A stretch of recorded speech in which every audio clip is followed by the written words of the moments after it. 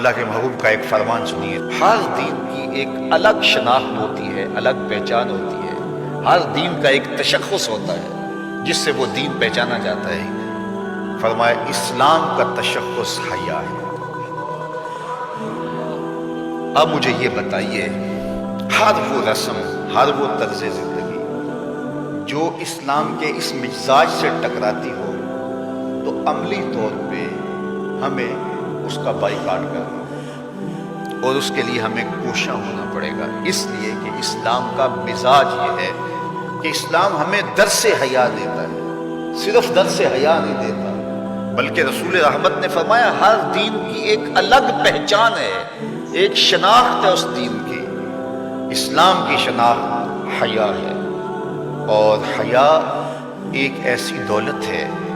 جب یہ روحوں میں اترتا ہے اور من میں سماتا ہے تو اللہ تعالیٰ جل شانہ کی رحمتیں اس شخص کے اوپر نازل ہوتی ہیں۔ سب سے زیادہ اس کائنات میں حیا کرنے والے، حدیث پاک میں آتا ہے حضور علیہ السلام کواری لڑکی پردے میں جس طرح سمٹی ہوئی ہوتی ہے، فرمایا اس سے بھی زیادہ حیا کرنے والے تھے۔ تو ہمیں درس حیا کا دیا گیا، اور ایک مقام پہ یوں ارشاد فرمایا گیا کہ حیا اور ایمان یہ دونوں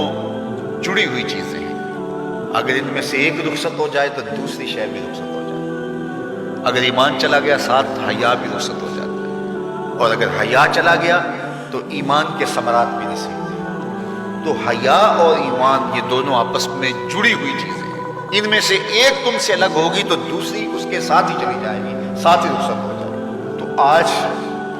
مغرب کی فکر کے حامل لوگ آج دلیلیں دیتے ہیں جناب پردہ تو آنکھ کا ہوتا ہے، پردہ تو جناب دل کا ہوتا ہے۔ میں کہتا ہوں دین کو تم زیادہ سمجھے ہو یا رسول اللہ کی اہلیہ سمجھیے؟ جن سے فرمائش حمیرہ سے دین سیکھو، وہ فرماتی ہیں جب حضور کا انتقال ہو گیا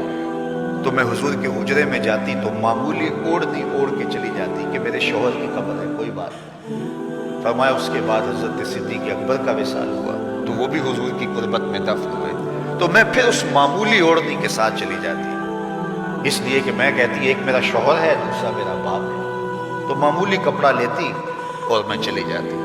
فرمایا پھر حضرت عمر کا انتقال ہوا اور وہ بھی ساتھ دفن ہوئے۔ حضرت عائشہ رضی اللہ تعالیٰ عنہ فرماتی ہیں کہ واللہ ما دخلت الا وانا مشدودۃ علی صوبی حیاء من عمر، کہ اس کے بعد پھر میں کبھی نہیں گئی سوائے اس کے کہ میں خوب چادر سمیٹ کے اور پردہ کر کے جاتی، مجھے عمر سے حیا آتی۔ تو جو قبر میں اتر چکے ہیں ام المومنین تو اس سے بھی حیا کرتی ہیں اور اپنے کو سمیٹ لیتی ہیں، تو کیا رسول اللہ صلی اللہ علیہ وآلہ وسلم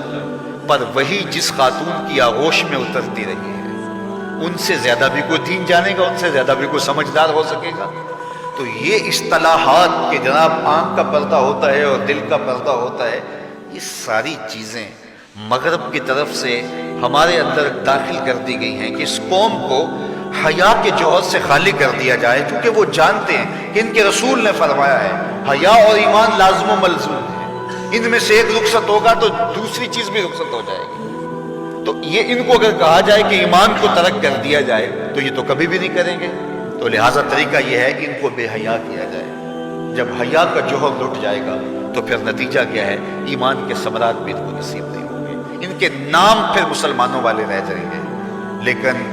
ایمان جو روح کی گہرائیوں میں اتر کر کے وہ جو حرارت اور جو نور پیدا کرتا ہے وہ ان کو نصیب نہیں ہوگا، اور یہ جو ہے وہ عجیب ایک بے چینی کی زندگی گزاریں گے، آدھا تیتر اور آدھا بٹیر، عجیب قسم کا یہ ایک جو ہے وہ معجون مرکب بن جائیں گے، ان کے پاس کچھ بھی نہیں رہے گا۔ تو اس لیے ایک ہی بات ہوگی، اس چمن میں پیر میں بلبل ہو یا تلویز گل، یا سراپا نالا بن جا یا نوا پیدا کر۔